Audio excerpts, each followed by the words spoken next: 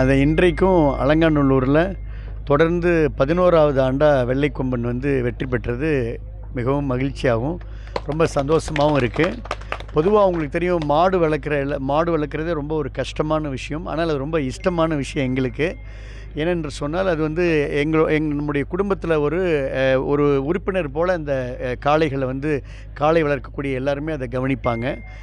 ஆண்டு முழுவதும் அந்த மாடுகளை வருடி கொடுத்து ஊக்கப்படுத்தி உற்சாகப்படுத்தி அதுக்கு பயிற்சி கொடுத்து அந்த ஜல்லிக்கட்டுக்கு தயார் பண்ணி பல களங்களை கண்டாலும் எங்களுக்கு ஒரு பெருமை என்று சொன்னால் தமிழ்நாட்டிலேயே புகழ்பெற்ற அலங்காநல்லூர் களத்தில் நம்மளுடைய ஜல்லிக்கட்டு காளையை அவிர்ப்பது என்பது எங்களுக்கு ஒரு பெருமையான விஷயம். அதனால் தொடர்ந்து ஒவ்வொரு ஆண்டும் ஜல்லிக்கட்டு காளைகளை நம்ம அலங்காநல்லூருக்கு அனுப்புகிறோம். இது வரைக்கும் தொடர்ந்து வெற்றி பெற்றிருக்கு. குறிப்பாக இன்றைக்கு வெற்றி பெற்ற நீங்கள் குறிப்பிட்ட அந்த வெள்ளை கொம்பனும் இந்த ஆண்டோடு சேர்த்து 11வது ஆண்டாக களத்தில் வெற்றி வாகை சூடியிருக்கு. அதே போல் கொம்பன் 2 அதுவும் இன்றைக்கி வந்து ஒரு ஜஸ்ட் ஒரு ரவுண்ட் அடித்து ரொம்ப சிறப்பாக எல்லோருடைய கவனத்தையும் ஈர்த்திருக்கிறது என்பது மகிழ்ச்சி.